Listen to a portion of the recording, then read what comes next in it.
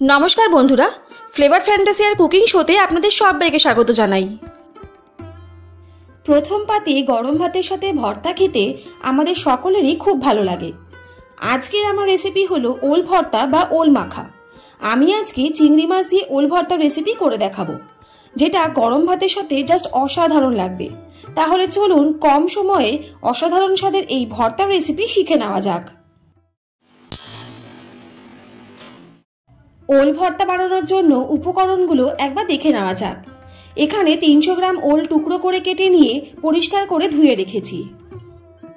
चिंगड़ी माछ नियेछि प्राय 200 ग्रामेर मतन आर चिंगड़ी माछटाके परिष्कार करे धुए रेखेछि। 4-5टा शुकनो लंका निये निয়েছি, झालटा अवश्यई आपनादेर पछंद मतन देবেন।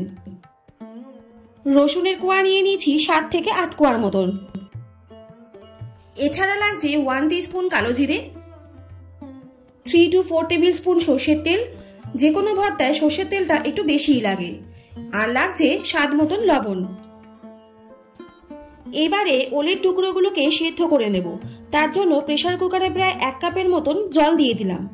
জলটা হালকা গরম হলে এবারে আমি প্রেসার কুকারের মধ্যে ওল টুকরোগুলো দিয়ে দিচ্ছি।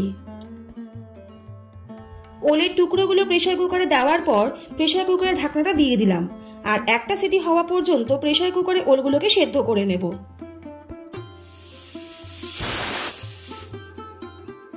এবারে কড়াই গরম করে শুকনো খোলায় ভেজে নিচ্ছি 4-5টা শুকনো লঙ্কা, 1 টিস্পুন কালো জিরে আর 7-8টা রসুনের কোয়া। এই সব উপকরণগুলোকে প্রায় 1 থেকে 2 মিনিটের মতন শুকনো খোলায় ভেজে নিতে হবে আর অবশ্যই গ্যাসের ফ্লেম লো টু মিডিয়াম রেখে। দেখুন সবকিছু খুব ভালো করে শুকনো খোলায় ভাজা হয়ে গেছে। এবারে একটা অন্য পাত্রে নামিয়ে নিচ্ছি কড়াই থেকে। এবারে ওই সেম কড়াইতে আমি প্রায় 3 থেকে 4 টেবিল চামচের মতন সরষের তেল দিয়ে দিলাম। সরষের তেলটা খুব ভালো করে গরম হয়ে গেলে চিংড়ি মাছগুলোকে আমি হালকা করে ভেজে নেব। তার জন্য দিয়ে দিলাম পরিমাণ মতো লবণ এবং 1/4 টিস্পুন হলুদ গুঁড়ো। লবণ আর হলুদ গুঁড়ো দিয়ে চিংড়ি মাছটাকে হালকা লাল করে ভেজে নিতে হবে। চিংড়ি মাছ কিন্তু খুব বেশি ভাজার প্রয়োজন হয় না, তাহলে কিন্তু চিংড়ি মাছটা রাবারের মতন হয়ে যায়। দেখুন আমাদের চিংড়ি মাছটা কিন্তু হালকা লাল করে ভাজা হয়ে গেছে। এবার একটা অন্য পাত্রে নামিয়ে নিচ্ছি। এবারে ড্রাই রোস্ট করা শুকনো লঙ্কা, কালো জিরে এবং রসুন আর এর সাথে ভাজা চিংড়ি মাছটাকে একসাথে বেটে নিচ্ছি। আর অন্যদিকে কচুটা সেদ্ধ করার পর কচুটা থেকে জল ঝরিয়ে রেখে দিয়েছিলাম।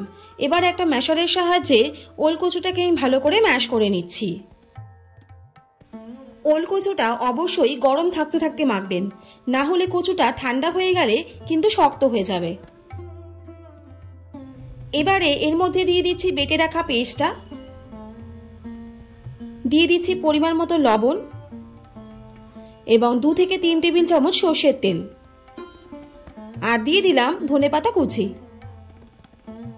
এই সবকিছু উপকরণ দিয়ে হাতের সাহায্যে খুব ভালো করে মেখে নিতে হবে।